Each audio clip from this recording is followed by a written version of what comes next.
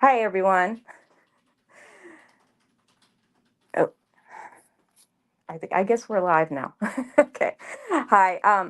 This is Jean Burke Spraker. I am the director of marketing for First Person Arts, and I am here with Cecily Alexandria. She is one of our storytellers for the Philadelphia Revealed podcast. She'll be joining us in just a second. There she is. Hi, Hi. Cecily. How are you? Sorry, Good. I think I thought I was live, and then apparently I wasn't. I don't know. I don't know. No This is problem. my first time. This is your first time, so we're Yeah. gonna get through it together. So I heard your podcast this morning, Kin Keepers. And for those of you just joining us, you can get the Philadelphia Via Real podcast wherever you find your podcasts. So, Cecily, tell me a little bit about yourself and how you came to tell your story. Um, so I am a storyteller and a bunch of other things. Motivational speaker, comedian, writer, all those things. And I have had some experience with first person arts with their story slams and um, with some classes and stuff like that. So I was asked to be a part of this really cool uh, museum Yeah. experience and was asked to share some Philadelphia story to be a part of it. That was really great. I think the reason why I loved your story so much is that it connects to the concept that I've been talking about while we've been working on this project, which is that history isn't just an old city in Philly, but it's in Right, every neighborhood, in every street corner, and in every home. right. So tell us a little bit about how you've discovered the history in your home, and how how that's helped you connect to your broader experience. Yeah. Well, a part of the story um, is that my grandparents bought this house 65 years ago, something Mhm. like that. It's been quite a while. And so my mom and her siblings grew up here, and then they moved and lived their own lives. And then I would come here, like we would come here for Christmas and like spring breaks. Like we were here a few times a year.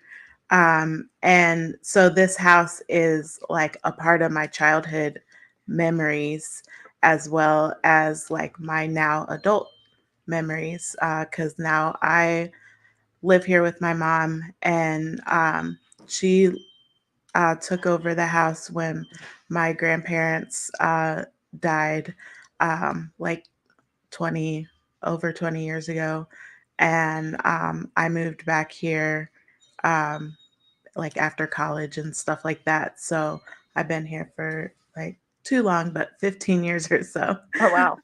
so so now the house has like my childhood memories just like etched into it. Um, like the floor plan is the same, and Right. the every once in a while there's like a sense or a smell or like something that will take me back to like just coming here to visit. But like other things, we've painted, we've changed the furniture, we've done different things, Right. but it's still my grandparents' house and still has that memory to it. Wow. Wow, that's amazing. So tell us a little bit about the object. That was really interesting to me because we don't know much. But what did you learn? First, describe the object and tell us a little bit about what you learned about the object through the project. Yeah, so the object is a like photo scrapbook, and it is a, a scrapbook of GI soldiers from World War II, I believe, and there's like some like obvious like they were soldiers, and then there's like Right. some photos of their just everyday life, which is really cool to see, especially uh, black people in their everyday life in the 40s is Right. kind of uh, not, there's not a lot of that. So it's really cool. It's delicate and but intricately placed. Like whoever put it together really, like it meant something for them. Right. So They took so care. Like if you've yeah. seen if everybody watching, if you go to the Atwater Kent Museum collection at the Pennsylvania Academy of Fine Arts, you will see this amazing piece, and it just really, it is like we don't scrapbook like that anymore. I don't think. Do you scrapbook at all? Do you collect photographs and things like that, or no? Is that not? Have we Um lost that? Yeah, I would like to do more. We have like a lot of photo albums Hmm. that like my grandparents and my mom, like I have a baby book of, Right. you know, that, but Right. that's kind of the last of the like thought out putting things together Hmm. to like tell a story. But we do have like a lot of photos and a lot of just you know, albums, but they're not as intricately like this is exactly what we mean to use it for. Right. So Right. yeah. Right. And did I hear on the podcast that your mom has written a book about the love letters between your grandparents? Is that right? Yeah. So Yeah. they kind of just like flippantly mentioned that. Can you tell us a little bit more about the book, about your grandparents and things like that, and Yeah. how all that came to be?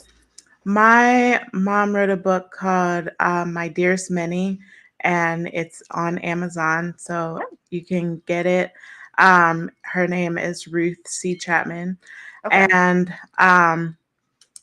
she so when I was growing up, one of her grandmothers, um, like she left a collection of letters, and they found it in the house when her grandmother died, and Mm. so copies were made for family members. And so when Wow. I was growing up, my mom and I would read those letters like bedtime stories, and so it is a like fun memory to have. But she wrote the book to kind of show how like my great grandfather moved from South Carolina up to Philadelphia to find, you know, better work and, you know, great Right. migration. Great migration. Yeah, Yeah. exactly.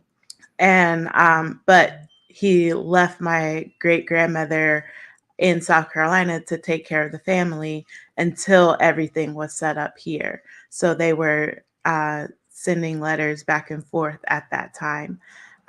So Oh, it's wow. kind of cool to see that journey um, that they were having in the 20s, I Was it in the guess. 20s? Yeah, I and I was think going to ask, so. what part of South Carolina? Orangeburg. Ah, Uh, yeah, that's kind of downstate.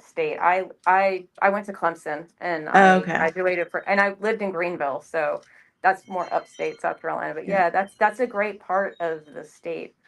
Yeah. Yeah, so very cool. Oh, that's amazing. So we'll definitely Yeah. be able to check out the book, and it's called My Dearest Minnie by Ruth C. Chapman. Did you say? Is that right? Yes. Yep.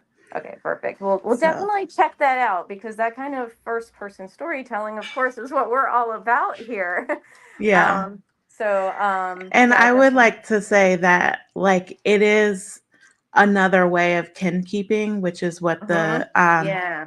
so writing the stories and in the podcast, the expert was saying um, that you should get the stories of the people, the older generation before they're gone, because they're like once they're gone, you Mhm. don't have those stories anymore. So, um, like we were lucky, blessed, or whatever to have the have those love letters. And my mom's grandmother was around like into her 90s, I think. So they did Right. have more experience with her. But yeah, it's really cool to be able to find different ways of sharing stories. So you can do it through a scrapbook, you can do it through a book, you can do it through standing in front of people to tell a story or around the kitchen table. There's a lot of different ways to tell the stories of your own people. Yeah, yeah, and I that's one of the things that we're trying to capture as part of the story game that we have that goes into the. Did you see that when you were at the collection at all, the story game? I saw that there was, but I it was the Yeah, it was a opening lot, night, right? so there yeah. Yeah, yeah, that's kind of what we're hoping to do with that is that people can connect with the objects in the collection, but also then write their own story and realize that, yeah, your story is history. Like your Right, story is Philly history. My story is Philadelphia history. Our story together is Philadelphia history, right? right. And that's a lot of what those objects in the collection are about. Like they are these sort of random things sometimes. So anyway, I really I'm just so excited that you could join us today. And thank you so much. And for Thank those you. of you who are on the call too, we do, Pennsylvania Academy of Fine Arts is offering free admission on select days throughout the year. I think the next time they're offering a free admission is the 25th and 26th of September. If I have those dates right, I think. So definitely you can see the scrapbook that Cecily's talking about. You can read a little bit more about Cecily and you'll see her picture and everything. So definitely check that out. So thank you so much, Cecily, for all of your time, and I really appreciate it. Thank Thank you. you. Thank you. All right. All right. So, I we're going to talk about sex files in just a second. Let me see if I can get Danielle.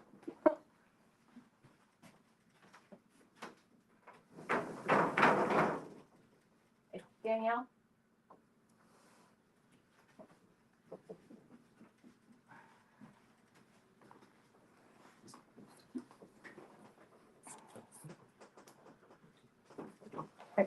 Yeah, I can't barely get through. All right. All right. Thanks. All right. Are you in there? Are you in Hi. there? Okay. Hey guys. Hey y'all. Okay, so Hi. we're very cozy today. That's okay. I don't mind. Cozy. Okay. Can I help this in? Probably Yeah, not. sometimes it cooperates, sometimes it doesn't. That'll Okay. be good enough. You All can't even right. see it. All right. So this is this is This is my handy dandy notebook, a handy guys. dandy notebook. Okay. And we are going to talk about sex files. Actually, we have two events with Dixie Delacour, Yeah. right? Of body storytelling. We So do, which I'm super excited because I we love Dixie. I know you were really excited to bring her in. Mm-hmm. And can you talk a little bit about why, when you saw Dixie, you thought first person arts? What about her? Okay, so I'm gonna let my creeper status show just a little bit.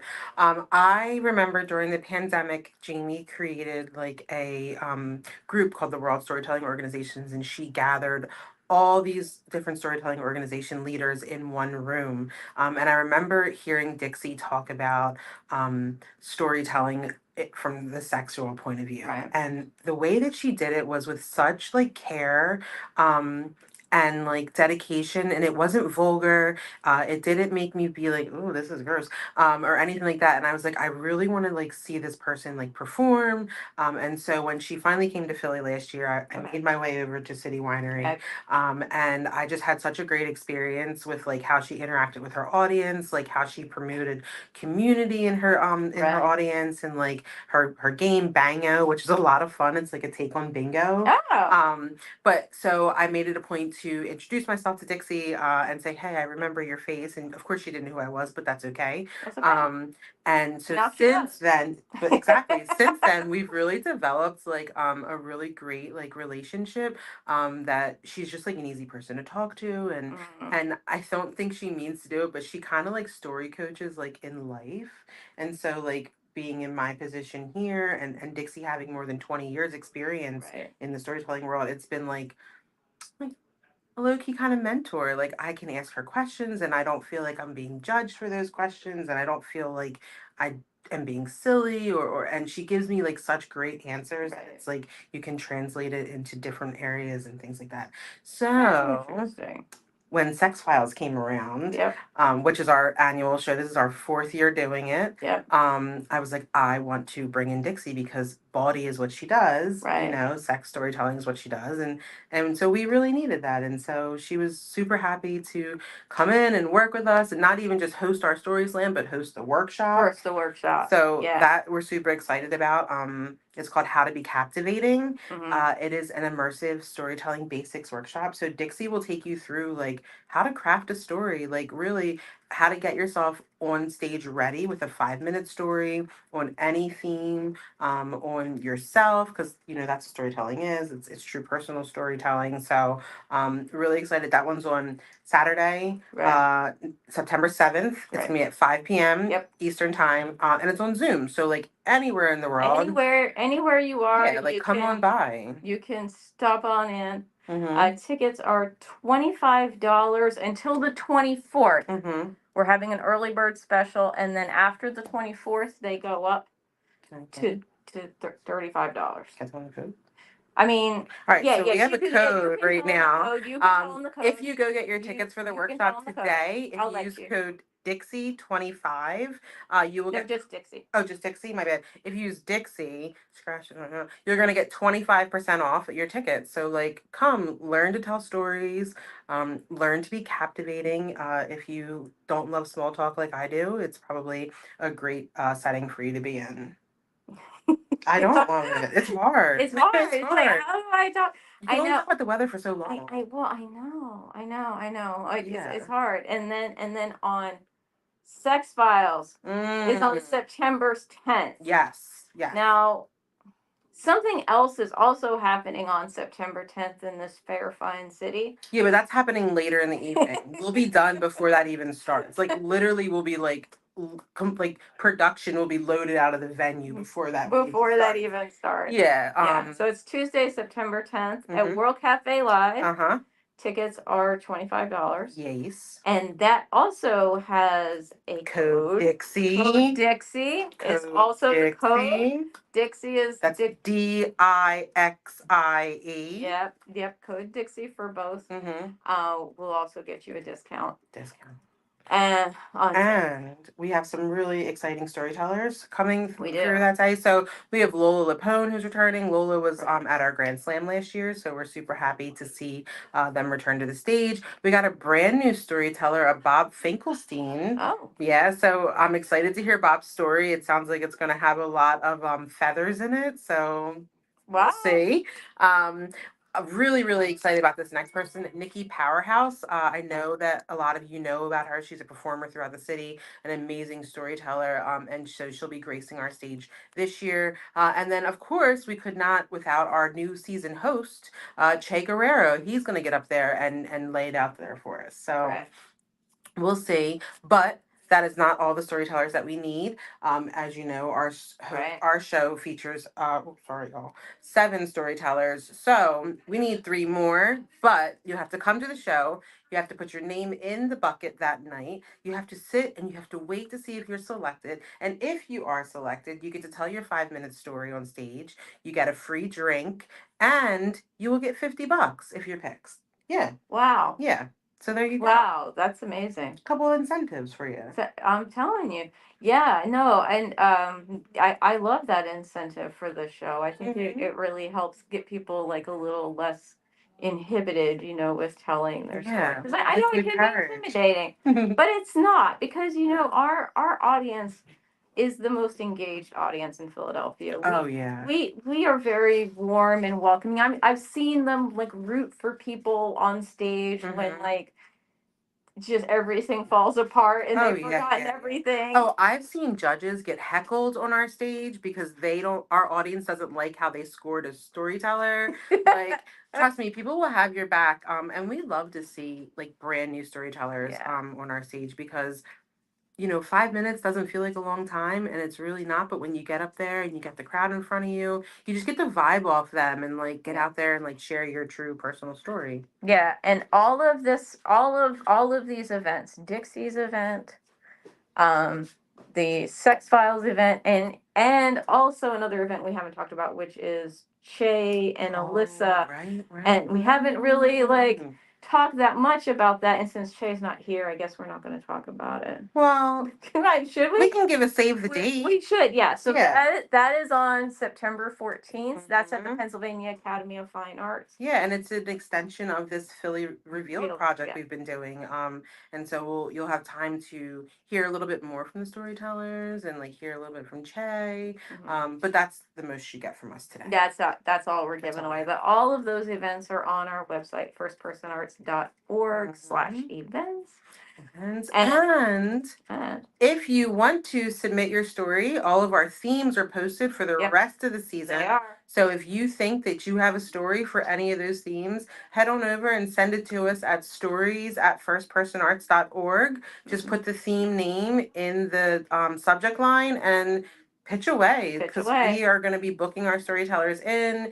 We want to get you coached if there's time available. Yeah. So the earlier you submit, the more likely you will get a coaching session. Yeah. So yeah. Yeah, I think that helps you. I mean, if you have something and it's for February or for March or for April, hey, go ahead and send it in now. Mm-hmm. That's great because we'd love to know who the lineup is Yeah. in advance, and then that way that definitely gives us the opportunity to like Yeah. promote it more. Yeah, And it gives you a chance to work on makes your my job a lot story. easier. Makes Jean's job easier. Makes my job. Makes Amanda's job easier Yeah, because we couldn't do definitely. it without her. Definitely.